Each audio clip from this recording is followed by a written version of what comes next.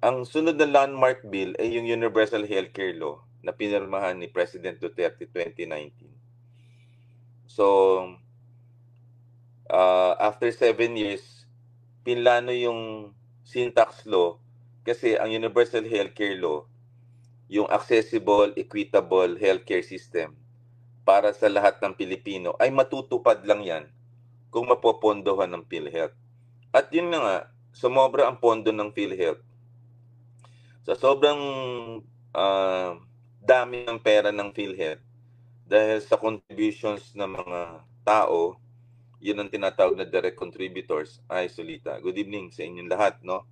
Gusto ko lang explain sa inyo mabuti para nakakasunod kayo. Tapos yun pong budget na binibigay ng Kongreso at Senado, ngayon zero subsidy. Tapos yung indirect contributions na sa mahihirap,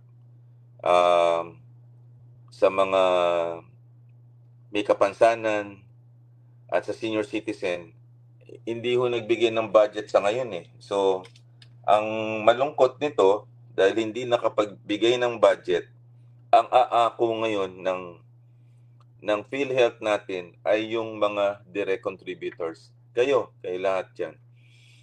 So,